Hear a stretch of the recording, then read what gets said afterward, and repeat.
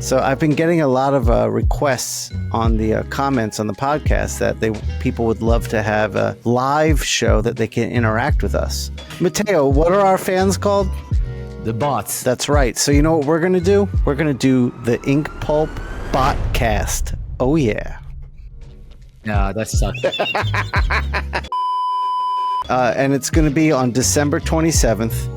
At 11 a.m. Eastern Standard Time, we're going to have a live podcast that all of our bots can interact with us on, and maybe we'll have some special guests pop in.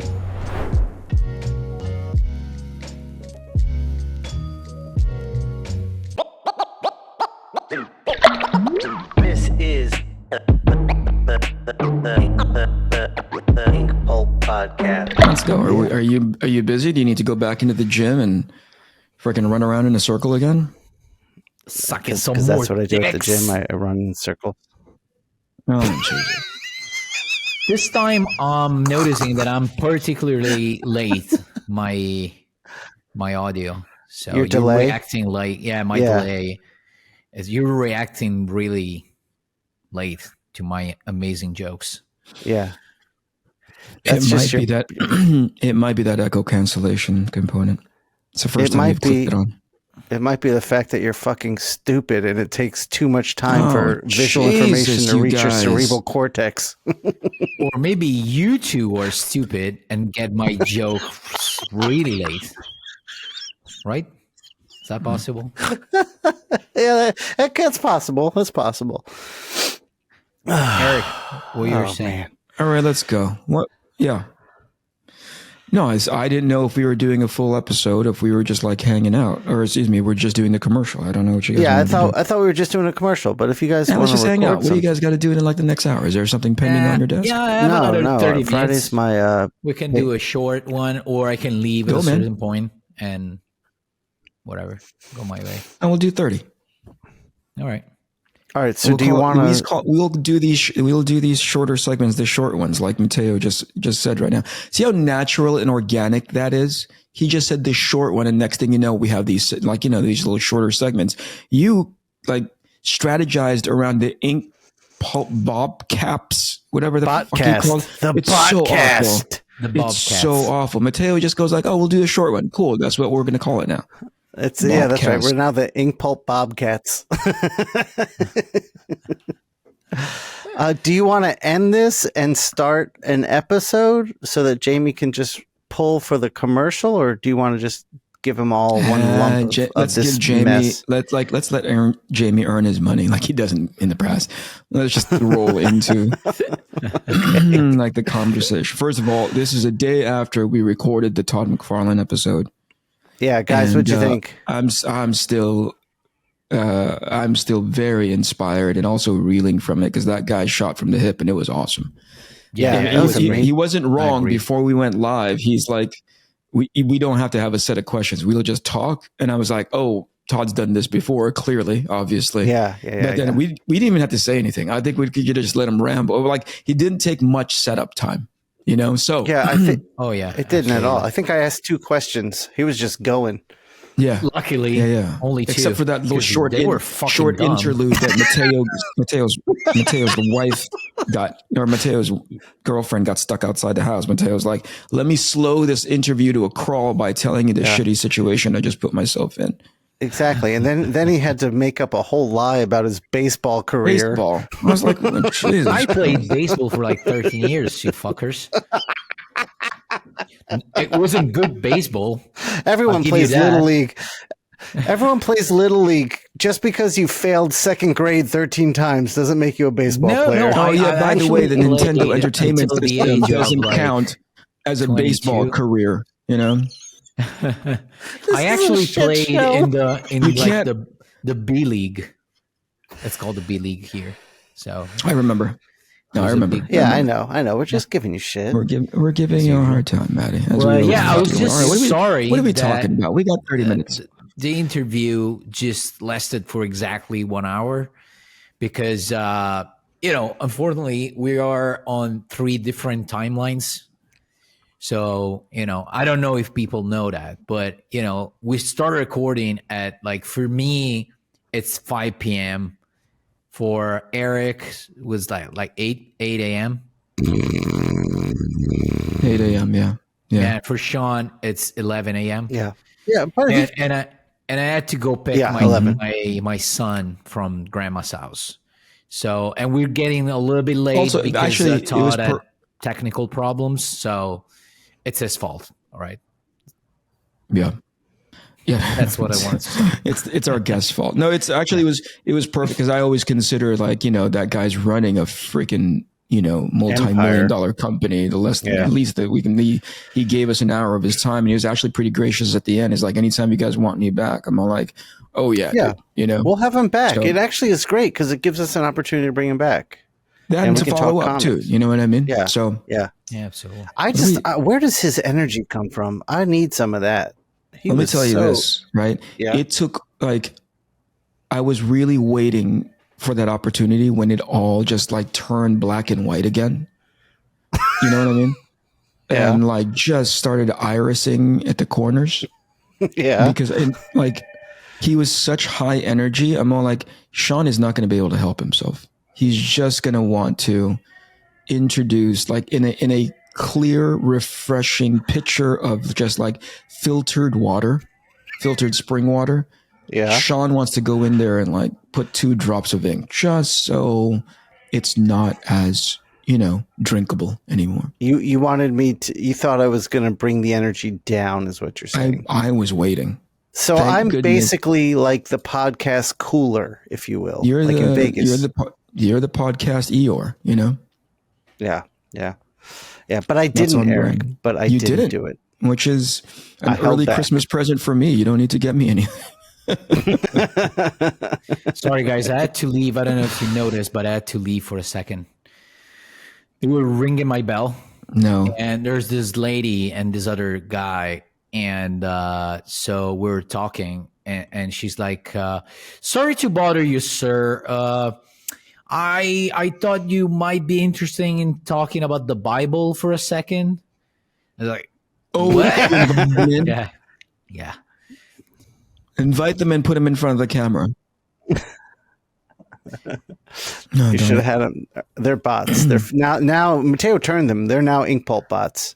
Yeah. I told them I don't give a shit about the Bible, but if you want to follow a great podcast, it's the Inkpulp podcast. Yeah.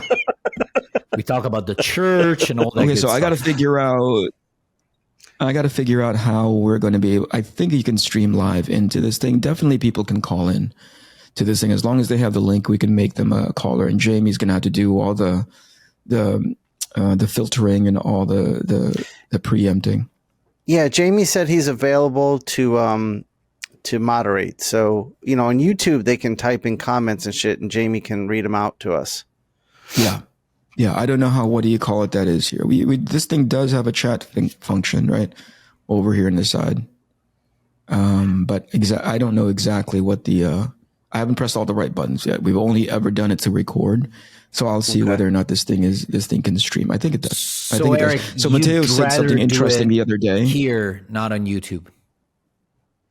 The actual No. What I'm saying is we can use this to stream to YouTube. Do you see what I mean? Yeah, it'll be on YouTube. People will go watch it on YouTube. Yeah. Yeah. And then for them to be patched into YouTube while we're live, we can give out the link to people.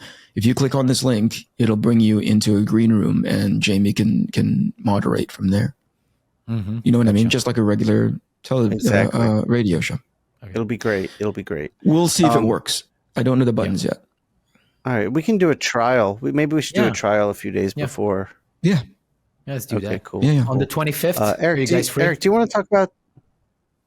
I am.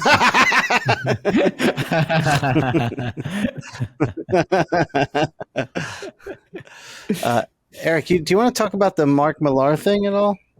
Yeah, he said something pretty interesting, and this is something that we spoke about offline.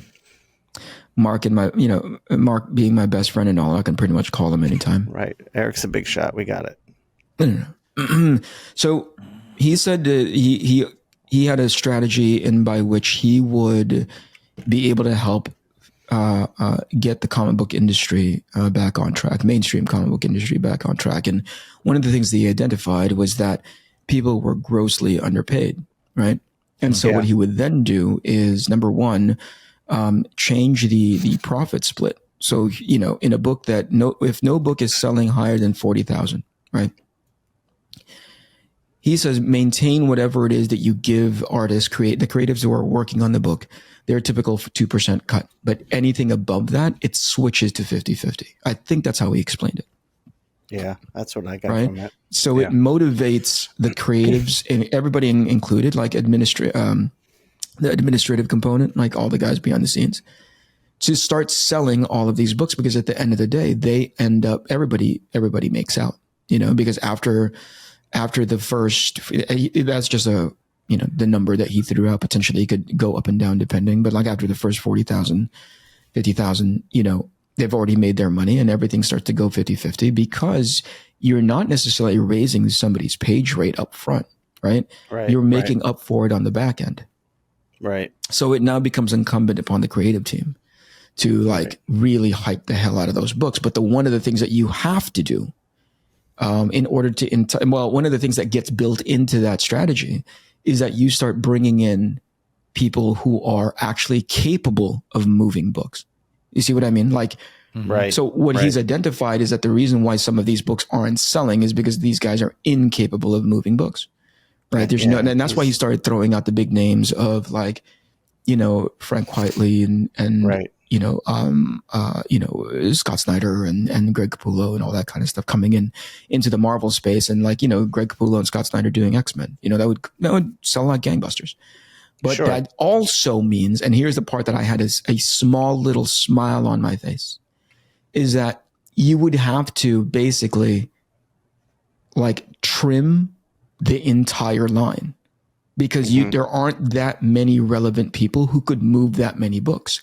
And by trimming the entire line, you would that cascades into the personnel on the administrative end. You wouldn't need that many editors, and you would basically get rid of as much fat as possible. Yeah. And ultimately, that's how you, at the beginning, can be, profitable. That's how everyone starts making out again. He said something interesting, and I was surprised that he was this candid. He was at some point, he was making $1,000 a page writing these books. Yeah, that's crazy. And the reason why he was making that kind of money is because he had it set up correctly. The contracts and the books themselves facilitated him making that much of a page rate. Now, that was of an era, right? I'm not saying that his plan is foolproof. I'm not saying it couldn't have any leaks. But it's a viable one, and it's certainly better than what the status quo is, because as you heard Todd say yesterday, one of the worst enemies of progress and growth is assuming the status quo is the only way to move, the only path forward, right? Right. But so that's an interesting thing for him to say. But everybody started coming down on him and saying oh, it's a bigger problem than that. It's actually this, and this. And I'm I don't think you guys are talking about, you guys aren't talking about the same thing. No, you're talking about a big problem of which Mark, especially the way Mark kind of phrased it after people started pushing back. He's it's actually quite simple. And people are well, it's not that simple. And I'm the thing that he's talking about is that simple. The thing that you're pushing back on is absolutely more complex. But at the end of the day, I don't think you guys are talking about different things. You're talking about different components of the same thing, which is how do you fix something, right?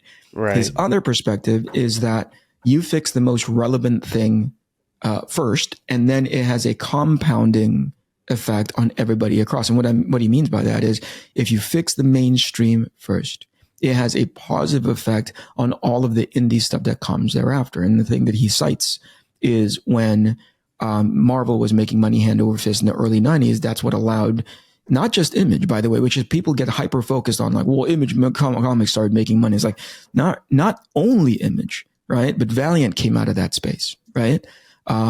Lady Death came out of that space. Right, Vampirella started making money. All the independent publishers all started making money because Marvel, DC, mainstream brought people into the comic book stores.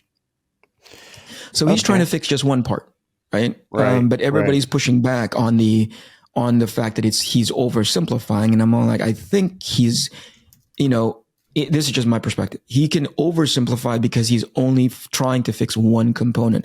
It's not to say that everything else doesn't need fixing, right? But if it's a laundry list of things to fix, why not cross one off the list, if that makes any sense? Right. I don't know. That was just my perspective on it. Yeah, I mean, it's an interesting one. I mean, he's basically adopting some of what Image has with the profit sharing idea. But I mean, the bigger problem for us on the creative side is we still don't own a piece of it. So it's an idea that can help the big two and maybe help the industry somewhat. But like you and I were saying this morning, it's not something not a path we're following.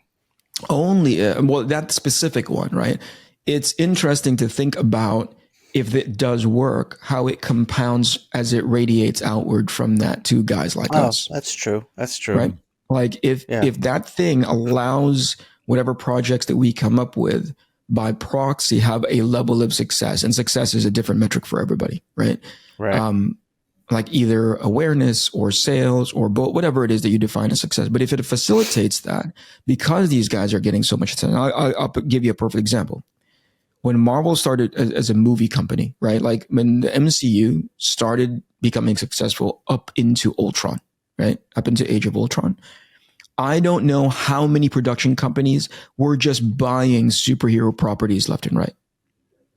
Well, that's true. That's true. Right? Yeah, you're right. That's the compounding effect of a successful mainstream concept, right? To the point where The Boys exist on what do you call it, right? Invincible exists on Prime, right? So it's like all of these compounding effects that if you go like, well, I don't care about the mainstream, I agree with you, right? Like we talked about it this morning, like not our, the fixing of that, not our monkeys, not our circus, not our monkeys, right? Right. But the fixing of that could potentially impact us to the positive as well, because I know for sure, I feel like the not fixing of that is compounding itself to the negative for us.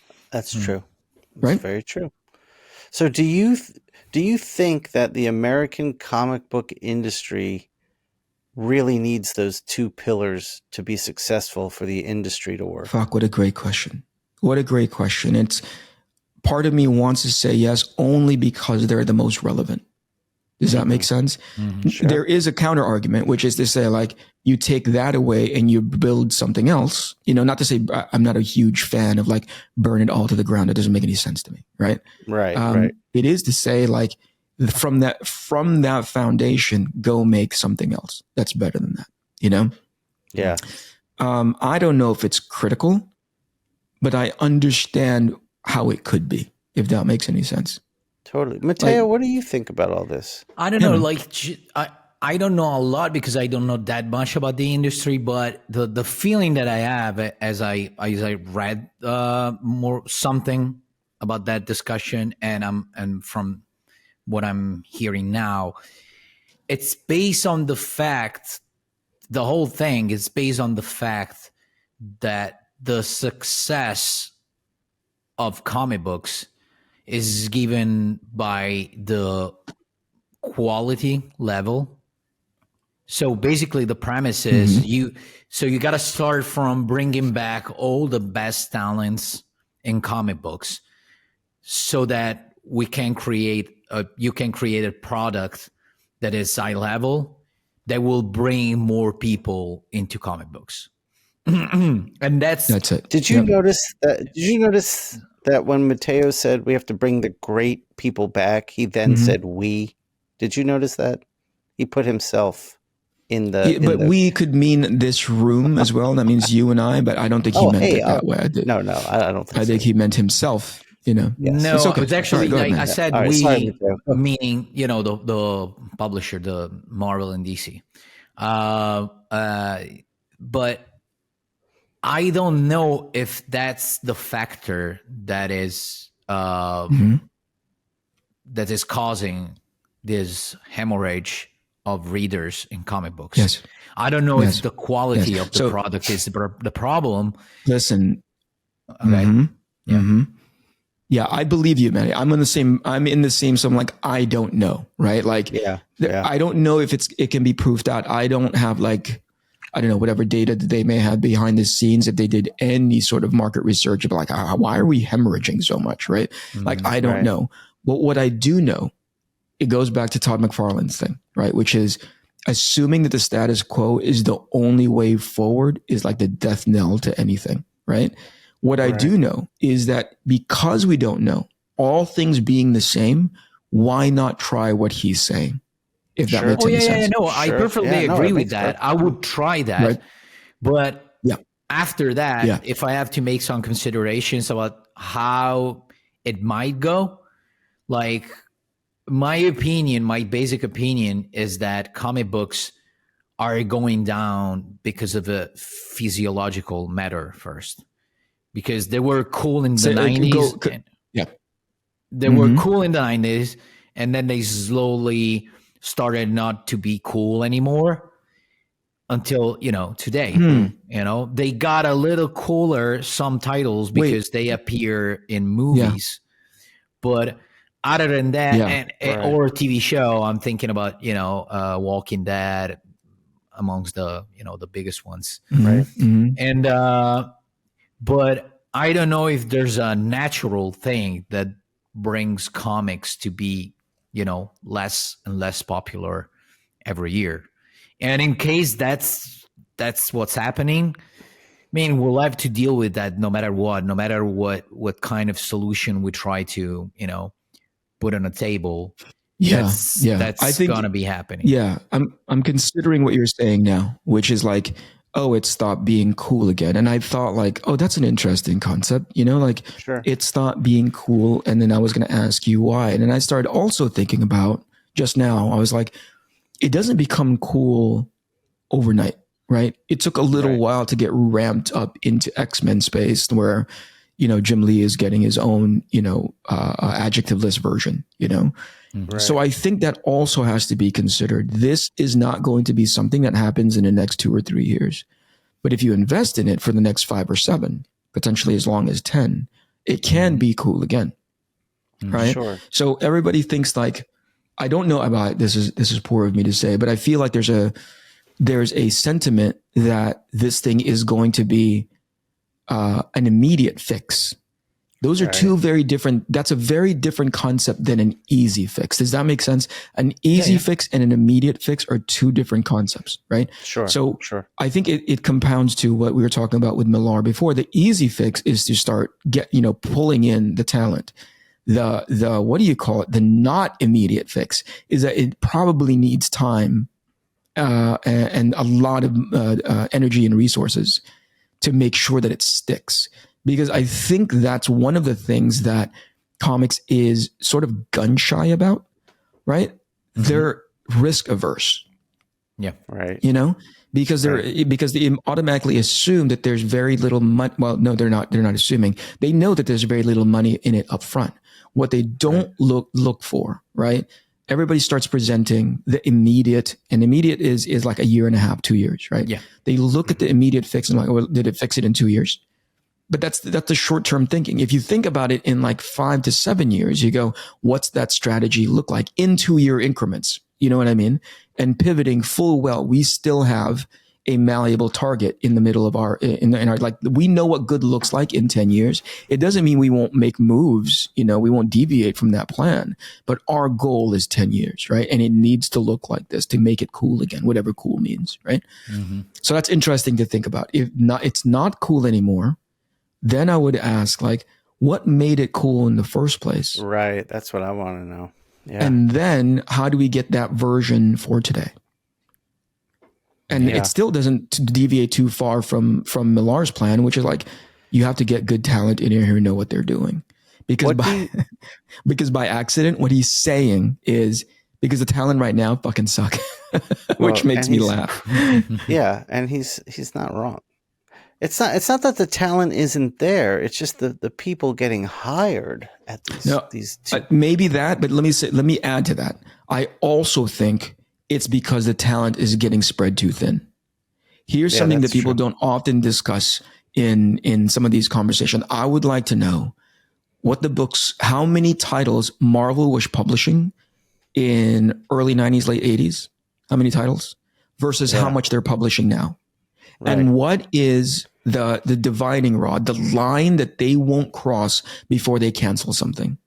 Does that make Right. sense? Like, Yeah. why Totally, continue totally. to publish that if it's not profitable? Number But, one, and if yeah. it's but not, quote unquote not successful. So I'd be interested to be like, the reason why you guys are somewhat struggling and you're overextending, overspreading your talent too thin is because you have made too many books on the shelves. They have Yeah. too many Right. books, and they're also not I- staying on brand for what the books are, I think, too. Yeah, Yeah, that's would interesting. Go ahead, also Mattteo. like You're on a to delay. add We'll give you. something. Yeah, which is something I don't remember who I was talking to, but it was years ago, and it stuck to me. This thing. So it was somebody was telling me. So when you see it was a moment in which I don't remember who, if Marvel or DC, were starting to release a lot of new series. And so for each character, they were doing like, okay, we have like 3 series with Thor, 5 with Wolverine. We're planning on doing like 10 with Deadpool and blah, blah, blah. And somebody told me, okay, whenever you see this is not a good thing. It means that before, to make X amount of money, they would just need like 5 main titles. Yes. Now, to make the same amount of money, they need 25 titles. Oh. So I think that Eric, you were saying that right before I started talking, you were saying something like that the problem is the fact that they're spreading the talent, into too many books. I think that by following this philosophy that I just explained, it's the entire opposite. Like, the spreading of the talent is a consequence of the fact that the industry is going down and not a lot of people are buying the books. Therefore, I am a company. Yeah, I agree. So I used to make like, I don't know, 20 millions every year with these titles. Now I don't have as many readers. So I'm making 5 million. So now I have to quadruple my titles in order to make that amount of money. Let me address that, Mattteo. I think that's right. I think that's absolutely. I think that's what ended up happening. Here's the part that I have no transparency into. Okay, as a company, you decide. At one point in your what do you call it, in your life cycle, you said we used to make $20 million off of one Thor book, right? Yeah. And at some point, you go like, crap, we got to publish 4 Thor books now in order to make $20 million. I would then ask, why do you need $20 million? Right. Right. And if the answer is, well, because we have these many employees, we have this much overhead, we have this much, I'm like, then trim your overhead. Right. Because essentially what they're doing by releasing all those titles is they're putting the burden of that expense on the reader. Someone who would buy 1 Thor title is now being asked to buy 4 Thor titles. That's right. I would then ask, like, why, as an operational, like your operational budget requires you to have $20 million. Why? Oh, because we have X, Y, and Z expense. Right. Cool. I get that. But do you understand how impactful that is going to be in order for you to continue with that operational budget by spreading your title too thin? Right? You are going to have to make a decision. They made a decision to do 5 Thor titles instead of saying, we got to cut a ton of these people. Right. I know that comes from an empathetic and sympathetic place. You don't want to fire people. But what you've accidentally done, and now it's really starting to show, is how weak your product has become in lieu of like firing people. So that's where I think that's a really sort of like awful position to be put in as far as like leadership is concerned. But at some point, a grown-up needed to be in the room and said, like, somebody who has as a level, a grown-up with business savvy, and is like, we need to cut as many. We need to exist on bare bones right now, and it means we publish 1 or 2 X-Men titles, 3 at some point, and all these guys, they need to go. We got to keep this title going because we have an understanding of what we're trying to maintain. Yeah. Okay. Yeah. Eric, I had a question for you. It's off that topic, but I know our time is running out. What kind of car do you drive? Are you cool? Is that a question? Yeah, that was it. That's all. I was just curious. No, but after hearing Todd talk about the importance of getting like close to 50 issues out, did that change your Arc Athena goals, or is that in line with your Arc Athena goals? It's in line because if you recall, he said he's using 50 as an arbitrary number. Right. Right. Exactly. What he's effectively at the core of what he was talking about is just, you need to make it clear to your general audience from a perception point of view that that thing is there to stay. And then, to Matteo's point, because he had to inject the fact that he's just as successful as Todd, to Matteo's point, he was like, you can now start making trade paperback versions of these things. And overall, the umbrella of that conversation is, you need to find a way to make this thing evergreen. So, in any incarnation, you can have Black Science redistributed. Like Matteo was like, for 2 years, dude, we were still seeing income from this book as if we never left it. That is a testament to what Todd was talking about. Keep that thing on the shelves, keep it accessible, so that the next person that finds, like let's say, okay, Black Science gets made into an animated series, of live action, whatever it is that it gets made into, a feature film. You want that thing locked and loaded, so the people like, yo, what is this? I've never seen this before. Suddenly Black Science exists. Todd, I think Todd cited something, I can't remember what it was, where a movie came out and people went to the stores, and we can use as recently as Marvel, as Marvel movies come out. Like, I'm really interested in Black Panther. Let me go see what Black Panther is all about. What the fuck is he doing in space? You know what I mean? Like, that doesn't make any sense. The Black Panther that we want to see is the one that's on screen. You need to onboard people. You need to make that handshake as seamless and as frictionless as possible. And I think at its core, in part, not in total, that's what Todd was talking about. So if you're asking me, did that change my perspective? No, it reinforced it. All I'm saying now, thinking now is, like, he said 50, I said 20, right? 20 installments of Arc Athena. Now it made me go like, really? Fucking 50? I'm going to go get 50. If Todd McFarlane, he was literally talking about, and I don't know if you guys remember this, he was like, he'd be up on stage in trying to incite people into believing in the idea that creator owned. And by the way, this doesn't diminish what Mark Millar is talking about. It doesn't diminish that, but he's like inciting people to go creator own. This is the way to go, understand the value of it for yourself. You may or may not succeed, but at the very least, you may or may not succeeding under your own terms. Whereas if you go mainstream, right, you may or may not succeed, but you're at the behest of everybody, of the mainstream sort of like yoke, right? And he goes on the other side of the stage and he's like, as a mainstream publisher, please don't do what that guy's saying. Right? Like, you're giving me more competition. Right. Exactly. I don't want to compete against 50, 60, 200 people. Right. And I'm all like, really? So if I'm listening, and he's like, I don't know how many times I need to tell people that. And I'm like, you don't need to tell me twice, Todd. I'm going to go get it. Right. If it means it's no longer a 3-year plan for me, now it becomes a 5-year plan to release 50. Sure. Right. That's 10 books. Basically that's 10. I'm already ahead of the curve. Right. Yeah. 10 books per year. I'm already ahead of the curve because I have 6. Hell yeah. Let me go get it. How do I do it fast? Now my only thing is like, how do I do it faster? Right. Without lose, like, see, that's the you have sliders. You've heard this before. Like, you either want, quality, or, you know what I mean? Like, you have these sliders that you have to always consider. What quality, are you feeling? Speed, professionalism. Yeah. That's it. Like, you have you have that triangle, you know what I mean? Well, if you think about it, Todd didn't draw all of Spawn, right? Oh yeah. No. Right. Like, exactly. It's a point of pride Capullo to say, did a lot of it. Like, when he got Greg on board, Greg was full time. Yeah. For a long time. But he was, in my opinion, based on my understanding, he's well compensated, significantly better compensated. Oh, sure. Than any of the Marvel artists that got brought in from elsewhere. So anyway, my point is, like, that's the consideration, right? I want 50 more books, right? Or I want 50 books in total.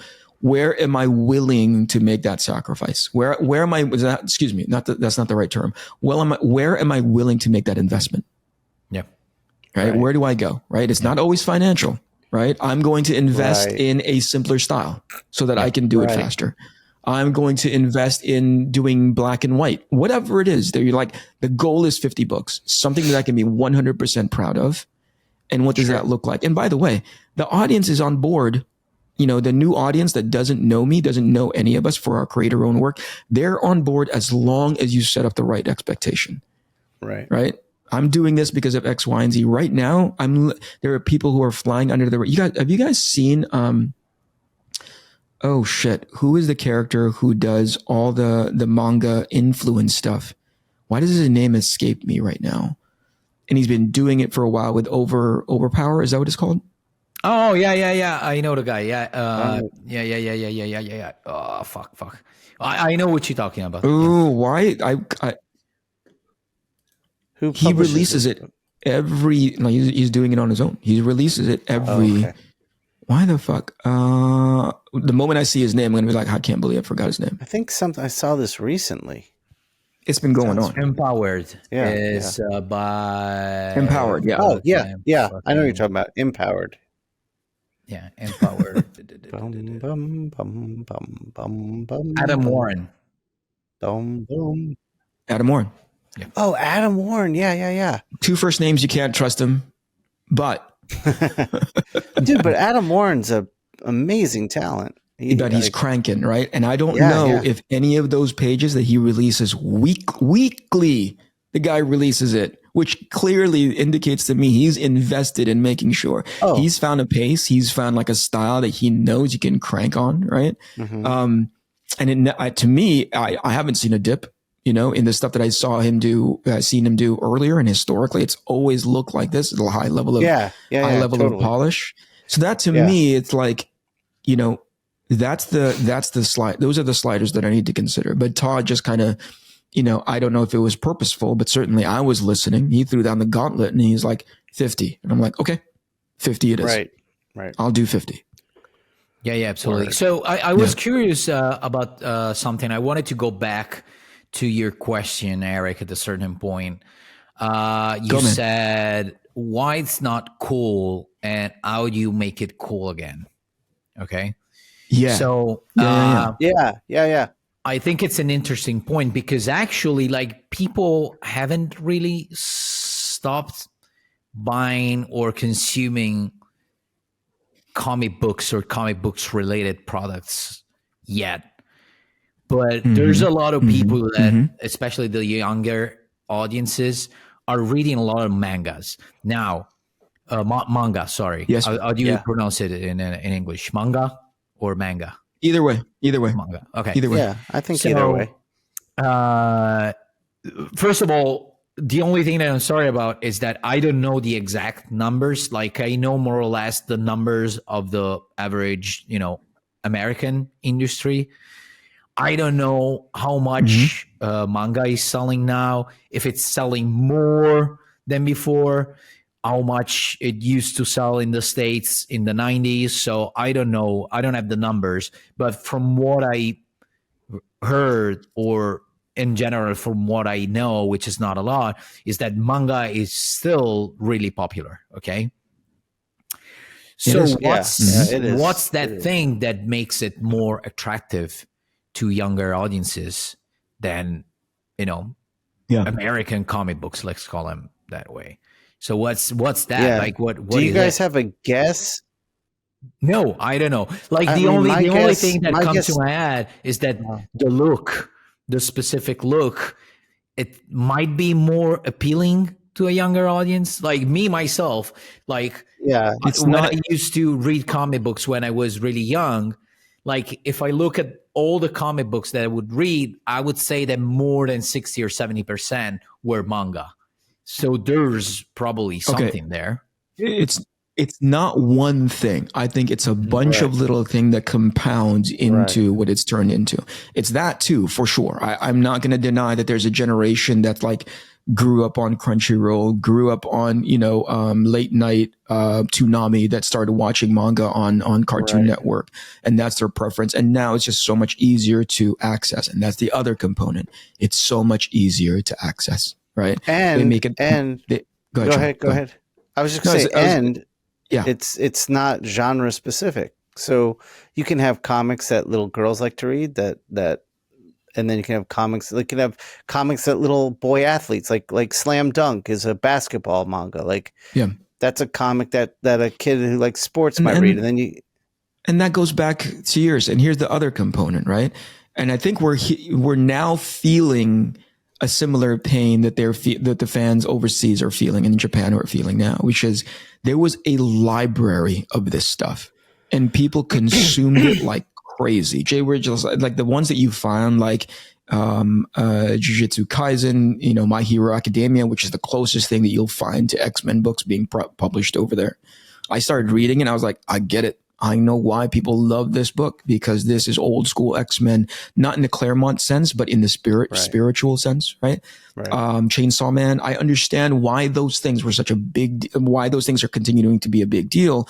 Number one, it's access, not just in ability to get it, but also consume as much of it as possible. People are just binging that stuff, but now they've binged it so much, they've caught up to it. I don't know how people catch up to One Piece. One Piece is like, feels like it's forever. You can keep reading it and you'll never catch up to, the most recent publication. Right. Yeah. Also, and we don't have, Western comics doesn't have this problem. It's not for the lack of good stories, right? It's just people aren't able to access it right now. And if you take, and this goes back to Shawn's point, if you take Western comics in general, to interrupt, Eric, but when you say people are not able to access them, what do you mean? Like literally, I'm not understanding like the phrase. Yeah. It means like the only way you can get any substantial Western comic books up until recently, and it's still a little bit disorganized, right, is through comic book stores. And comic book stores have been you're talking about the physical way to get the book in your hands. Okay, gotcha. Yep. So, and comic book stores have been incredibly overprotective of them, and understandably so, right? It's their livelihood, overprotective of them, like maintaining that status. The only way you can get month in and month out books is through brick and mortar, and it's staple, and it has that feeling of like, if you don't get it from here, that's the reason why when you go into the comic book store these days, everything is bag and boarded ahead of time, because they want to make sure it has an opportunity to stay on the shelves for as long as possible. Bookstores like Barnes and Noble are like, we don't want your comics because they don't have any shelf life to them. So we'd rather have them in huge volumes like they do in manga. So again, it's not one little thing. It's all of the, like if you ask one person why manga is like outpacing comics, you'll get like 2 or 3 different answers from 100 different people. So that right there is 200 to 300 different little things that compound into why it's doing so much better. May I bring up another one that I think is a factor that you just kind of mentioned it? Go ahead. I think the format as well, because with a manga, at least, I don't know. I think it comes out with this in the same format in the States and in Italy as well. I think that in Japan, most of them, they come out like 128 pages per time. Am I right? Mm-hmm. Okay. In Italy, I think so. It came out probably half issue every time. So, but still, you got like, 64 pages of material with a lot of stuff happening in there. So probably as a format, it's more attractive to a reader because you have stuff to read, actually. Like I'm thinking about a comic book, a standard American comic book now. Now they're not even 24 pages anymore. Most of the time they're 20 pages. And depending on the story and the style in which the comic book is written, sometimes you have like almost no dialogue or anything. So basically, you're just paying like $4 for basically 2 minutes, something that could be read in 2 minutes, So probably that's not inviting to a reader either. So I don't know. That might be another factor. I read this somewhere. I agree. And then what I'm about to say like is in line with what you're talking about. I read this and I really hope, maybe I'm naive. I read this and they said like, oh, they write for trade paperbacks. Yeah. Current Comics is writing for the collection. Yeah. Right. I mean, I think I go, then shut the fuck up. Go do the collection. Right. If it's already trending in that direction anyway, just go with Sean Phillips, they only do trade paperbacks, I think. Good for them. But on the other hand, because I gotta say, if I'm doing a book and I know that instead of X amount of money, I could do a little bit more by releasing the floppies as well, maybe with some variants and shit like that, and I could make a little bit more money. I kind of why not? I'm going to release the floppies first. So I don't Listen, know. that's another that's thing coming. on the That's table. coming. That's coming from a. That's coming from a starvation perspective, right? Because Right. it's so tough right now that any little extra cash that you make, of course, you're going to want to take advantage of it. But if the upfront is already there, where you're like, listen, a little bit of extra cash is actually detrimental to the product. It's bad for the product if I try to squeeze out as much as I can from it. Then you'd go, I'll supersede that because I know I'll make my money long term. You know, I think that's a desperation move to say, like, we can squeeze as much money out of these guys as we can. You know? That's operating from a position of lack, no doubt, and it's might be short term financially beneficial to the creatives, but for the industry long term, it's definitely and that's ultimately the creatives are going to do what they're going to do. Obviously, they are doing what they can in order to keep food on the table. And there's a term, I can't remember who I heard it from, but I think I heard it multiple places. Is like they're trying to just, these guys are having such a hard time keeping their teeth in their mouth. It makes me laugh when I hear about like their teeth from falling out. It makes me laugh because the visual is hilarious, not the reality of it. It's like, Jesus Christ, these people don't have basic dental care, But I think that as what do you call Todd freelancers was are going to saying, I think that an artist is suffering even more than a writer in this period of time. Because for an artist, the investment of time that you put into if you think just about one page, it's objectively.